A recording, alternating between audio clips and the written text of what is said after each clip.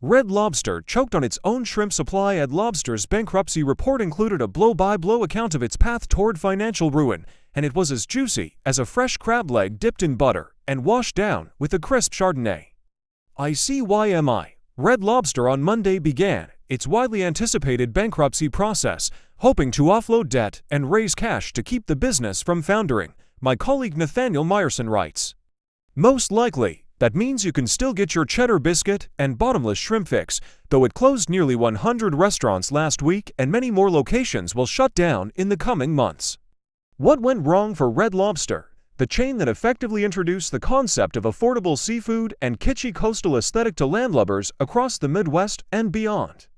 First, Red Lobster got screwed by private equity. Then, it got screwed by its own managers.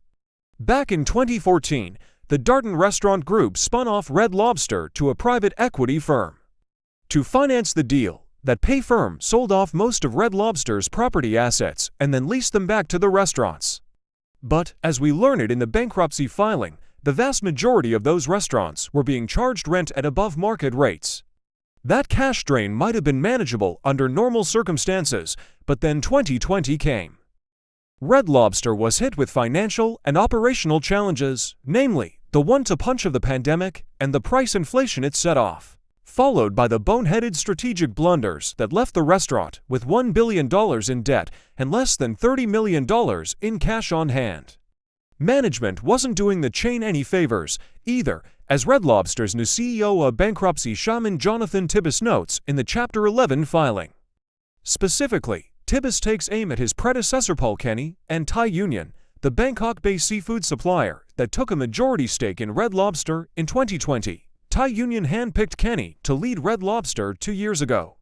Thai Union, under Kenny's direction, elbowed out other shrimp suppliers, leaving Thai Union with an exclusive deal that led to higher costs to Red Lobster, according to the filing.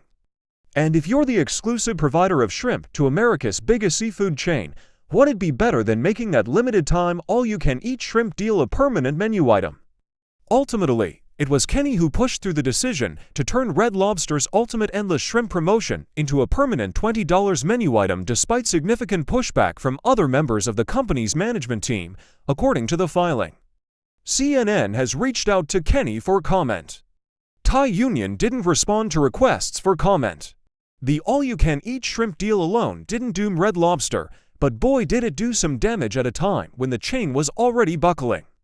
The promotion had historically been a limited-time thing, and it was a huge hit. $20 for all the shrimp, sign me up. Of course, that's how every other crustacean-consuming American responded. Because in this country, all you can eat is as much a dare as it is a deal. And the lingering hangover of inflation left everyone hungry for a $20 meal that could conceivably provide a week's worth of sustenance in a single sitting. It cost Red Lobster $11 million in a single quarter. Kenny and Co. not only underestimated how much we could eat, but how long we would take to do it. Once the endless shrimp order was placed, folks lingered at their tables to maximize their ROI. Wait times got longer, frustrating staff and customers alike. What happened to the Red Lobster of the 80s and 90s? Like so many beloved brands, it got caught in the net of private equity before being reeled in and gutted.